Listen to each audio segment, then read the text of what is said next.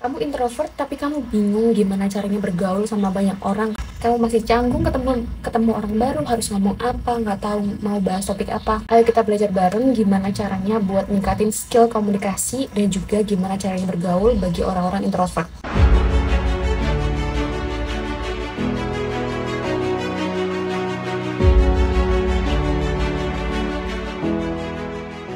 Ingin bimbel dengan materi, jadwal, dan pembelajaran yang fleksibel? Yuk join bimbel privat offline.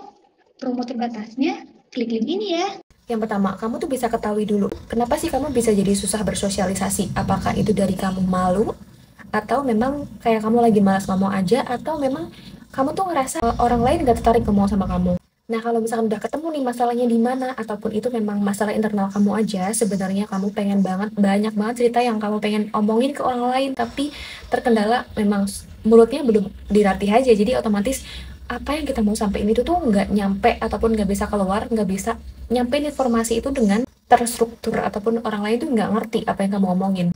Nah, kalau misalkan udah kayak gitu, PR pertamanya adalah kamu bisa elevate pengetahuan kamu.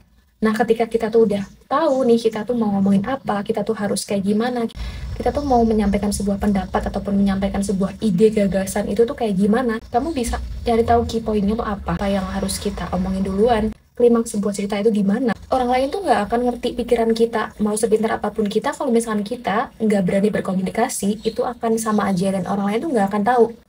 Meskipun kamu tuh orangnya pintar, kamu tuh punya wawasan yang luas, tetapi kalau misalkan mulut kamu belum terlatih untuk berkomunikasi, sama aja akan nggak ada gunanya, karena orang lain nggak tahu apa yang ada di kepala kamu.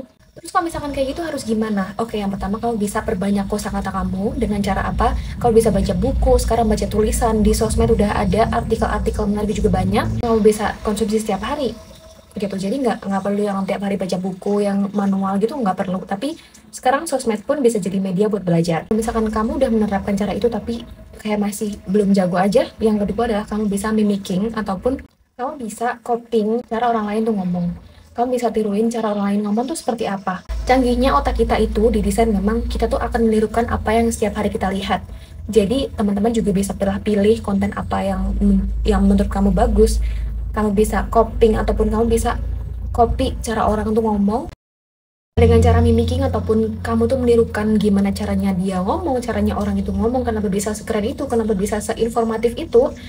Latihannya dengan ngaca. Kalau misalkan kamu ngaca, itu kamu tahu gimana gestur yang baik, gimana caranya kamu ngomong, dan dari situ kamu bisa evaluasi juga. Selanjutnya, kalau misalkan kamu adalah orang introvert, tetapi kamu tuh pengen memulai conversation sama orang lain, kamu juga harus perhatiin orang lain itu tuh gimana, dan juga jangan sampai too much information yang kalian kasih ke orang lain.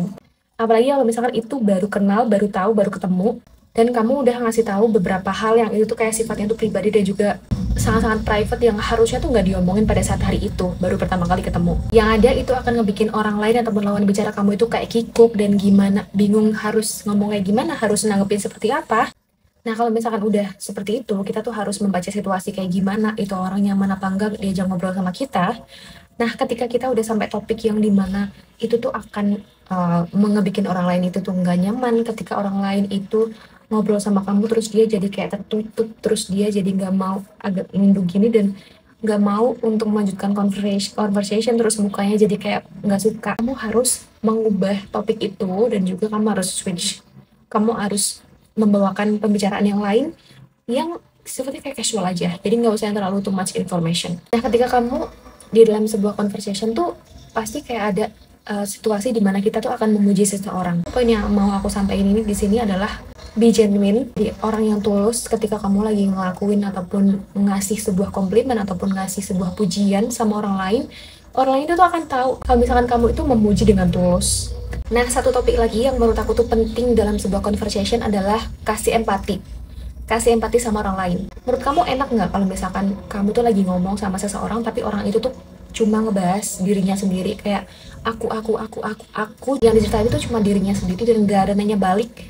Itu sebuah conversation atau unjuk gigi. Jadi, kamu juga bisa perhatiin topik yang kamu bawain, apa aja yang kalimat yang kamu keluarin itu, jangan sampai kamu selfish sama orang lain. Ketika kamu lagi membuka pembicaraan ataupun apapun itu, gunain empati. Kasih empati, kasih pujian kalau misalkan dia lagi sedih.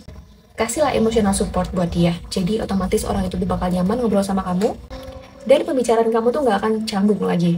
Ya, memang skill komunikasi itu skill yang penting banget, tapi tenang aja, ini semua bisa dilatih kalau misalkan kamu mau ngelatih omongan kamu.